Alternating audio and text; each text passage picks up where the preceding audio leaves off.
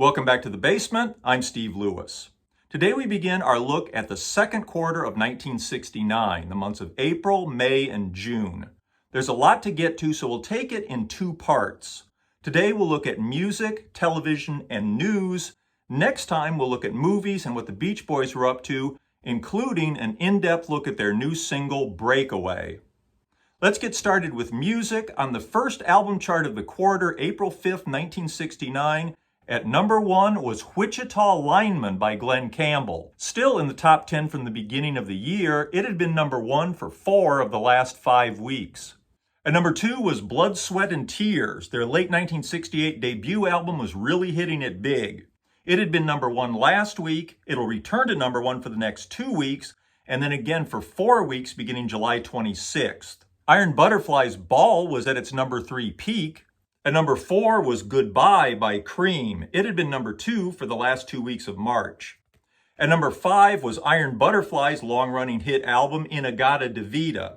It had been in the top 10 at the beginning of the year. In fact, it had also been in the top 10 at the beginning of the fourth quarter of 1968. At 6 and 7 were 2 greatest hits packages. Donovan's Greatest Hits will go to number 4 next week and stay there for 3 weeks. And at number 7 was the Association's Greatest Hits, which had gone to number 4 on March 15th.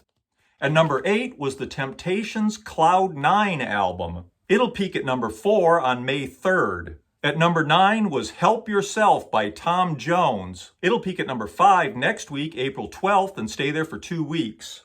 And at number 10 was Bayou Country by Creedence Clearwater Revival. It's their first top 10 album and will go to number 7 on June 7th.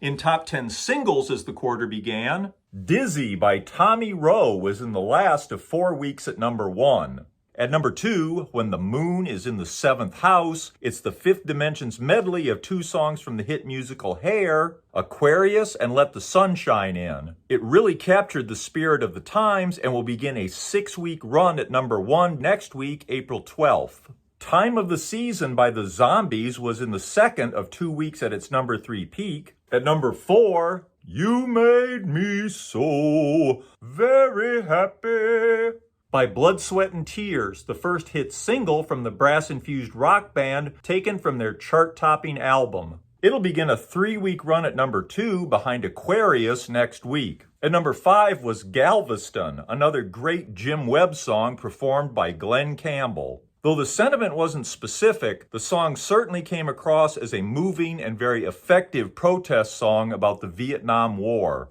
Runaway Child Runnin' Wild by the Temptations was in the second of 2 weeks at its number 6 peak. At number 7 was Only the Strong Survive by Jerry Butler. It'll go to number 4 on April 19th. Traces by Classics 4 was at number 8. It had peaked at number 2 a week earlier on March 29th. My Whole World Ended the Moment You Left Me by David Ruffin was in the second of 2 weeks at its number 9 peak. And at number 10 was Creedence Clearwater Revival with their first top 10 hit, Proud Mary. It had spent 3 weeks at number 2 beginning back on March 8th. Top 10 singles that will come and go in the second quarter include Rock Me by Steppenwolf, which will go to number 10 on April 19th. 25 Miles by Edwin Starr will go to number 6 on April 26th. It's Your Thing by the Isley Brothers will go to number 2 on May 3rd. Time is Tight by Booker T and the MGs will go to number 6 for 2 weeks beginning May 3rd. Sweet Cherry Wine by Tommy James and the Shondells will go to number 7 for 2 weeks beginning May 3rd. Hair, another song from the hit hippie musical and an unlikely hit for the Cowsills, will go to number 2 for 2 weeks beginning May 10th. The Ventures will take their version of the theme from the TV series Hawaii Five-0 to number 4 on May 10th. The Boxer by Simon and Garfunkel will hit number 7 on May 17th. Atlantis, an epic single from Donovan, will go to number 7 for 2 weeks beginning May 24th. Love Can Make You Happy by Mercy will go to number 2 for 2 weeks beginning May 31st. Oh Happy Day, a gospel song from the Edwin Hawkins Singers, will go to number 4 for 2 weeks beginning May 31st. A Canadian band, the Guess Who, will have their first top 10 hit with These Eyes, which will go to number 6 on May 31st. Ray Stevens' novelty hit Guitar Zan will go to number 8 on May 31st. Elvis was back with In the Ghetto, a modern, socially relevant song which will become his first top 10 hit since 1965, and the beginning of a post-movie period of revived chart success. It'll go to number 3 on June 14th. Grazin' in the Grass, Hugh Masekela's instrumental hit from the summer of '68, was back for the summer of '69 in a vocal version by the Friends of Distinction. It'll hit number 6 on June 14th. And The Israelites, an actual reggae record from Kingston, Jamaica's Desmond Decker and the Aces, will go to number 9 on June 28th. Turning to new album releases, on April 9th came Nashville Skyline by Bob Dylan. Dylan offended a lot of fans by releasing a lightweight country album at a time when they were looking for protest and social commentary. Maybe for Dylan, dashing expectations was the point.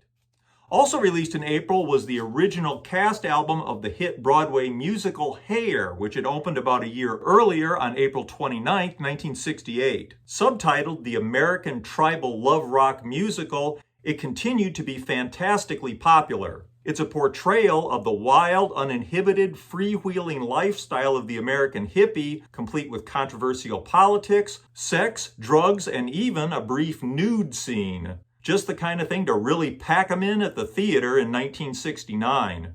The album's long chart run will be reminiscent of the long runs of so many Broadway albums in the pre-rock era. More about this later. Released on May 4th was Stand by Sly and the Family Stone. It'll hit number 13 on June 7th.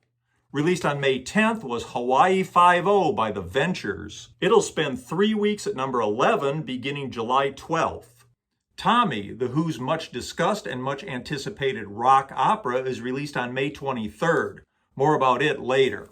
Released on May 25th was Peter, Paul, and Mommy by Peter, Paul, and Mary. It'll go to number 12 for 3 weeks beginning July 12th. Released on May 29th was the debut album from Crosby, Stills, and Nash, a trio composed of a former member of the Byrds, of Buffalo Springfield, and of the Hollies, who will have great success with their album featuring the hits Marrakesh Express and Sweet Judy Blue Eyes. The album had an honest, reflective sound that seemed to herald a new direction in rock music. The album will go to number 7 on August 16th, then drop back down the chart for a while before eventually peaking at number 6 on November 16th. We'll talk more about them when we get to the third quarter. Also released in May was The Age of Aquarius by The Fifth Dimension. This is Tom Jones, named after his new ABC variety series. Happy Heart by Andy Williams, which will be number 9 for 2 weeks beginning June 14th. And A Warm Shade of Ivory by Henry Mancini and his orchestra. On June 16th, Johnny Cash followed up last year's hit album Johnny Cash at Folsom Prison with Johnny Cash at San Quentin. On June 17th came From Elvis in Memphis. Elvis Presley's resurgence continued with his actual studio album, Not a Soundtrack, recorded in Memphis, the first time he'd recorded there since 1955. It'll go to number 13 for 2 weeks beginning July 19th. Also released in June was Jeff Beck's Beckola, which will go to number 15 for 3 weeks beginning August 2nd. And Smash Hits by the Jimi Hendrix Experience. The UK version of this, with a different track listing, had been released on April 12, 1968. The US version, with many non-album tracks, will go to number 6 on September 6th. Also released in June was Best of the Bee Gees, which will go to number 9 on September 6th. And Hot Buttered Soul by Isaac Hayes, a new artist on the scene. This will take a little while to catch on, eventually going to number 9 for 3 weeks beginning October 25th, after his versions of Walk On By and By the Time I Get to Phoenix break into the top 40. And turning to television in the second quarter, after having renewed it for the 1969-1970 season a few weeks earlier, on April 4th, CBS reverses course and cancels the Smothers Brothers Comedy Hour. Officially, CBS says the show is in breach of an agreement to present the episodes in advance for screening by local affiliates, which had been imposed after complaints about earlier controversial content on the show. Unofficially, CBS is upset over the brothers' invitation to comedian David Steinberg to perform a satirical sermon on their April 13th show. An earlier satirical sermon had brought hundreds of complaints to CBS. The April 13th episode is never aired. Instead, CBS reruns previously aired Smothers Brothers programs for a few weeks before replacing them with a new summer series, Hee Haw, beginning Sunday, June 15th. CBS's foray into the hip and relevant was largely over, and they returned to what had been working for them throughout the 60s, rural comedy. This is probably the most rural comedy of all. A countrified version of Rowan and Martin's Laugh-In, hosted by country musicians Buck Owens and Roy Clark, with a cast of mostly Nashville comedians and singers. After all the trouble with the Smothers Brothers, the only complaints CBS was likely to get about Hee Haw were from fans of finely crafted comedy.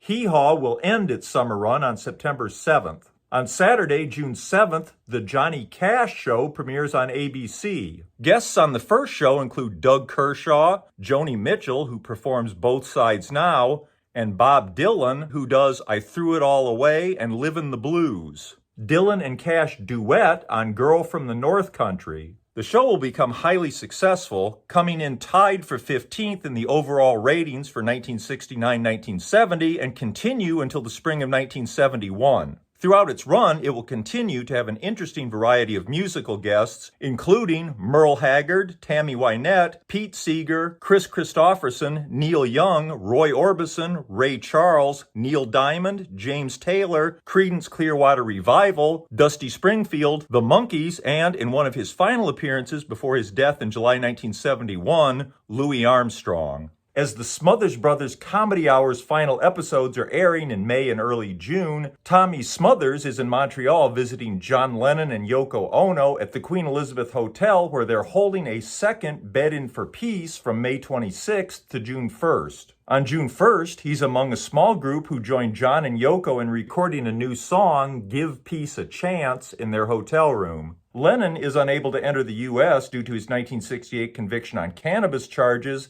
and has chosen Montreal for its proximity to the U.S., making it easy to reach U.S. radio stations for interviews promoting peace. Of course, anti-war protests continue and intensify in the spring with demonstrations on college campuses and in numerous cities and towns across the country. Officially, the Nixon administration holds that policy will not be swayed by protests and that demonstrators represent a small and insignificant minority.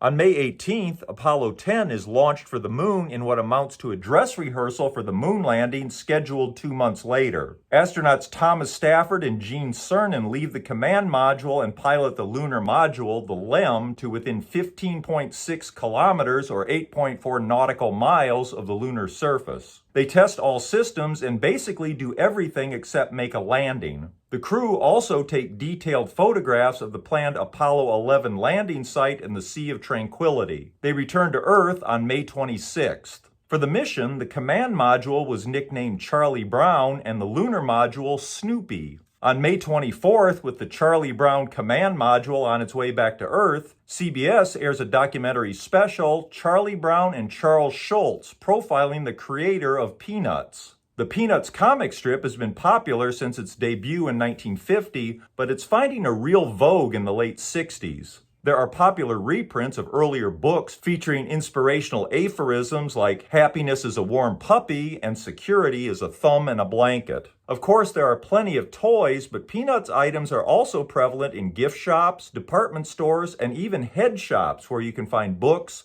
posters, home decor, and a popular Snoopy astronaut figure. Reportedly, $50 million in Peanuts merchandise will be sold in 1969. On June 22nd, troubled entertainer Judy Garland dies in London. Her death is attributed to an accidental drug overdose. She was 47. So that's where we'll leave it for this time. Hope you found this interesting. As always, I look forward to your comments and feedback. Hope you'll join us next week when we wind up the second quarter of 1969 with a look at movies and Beach Boy events in the quarter, in particular, a look at the Beach Boys' Breakaway single. Till then, have a great week. Thanks for watching. Bye.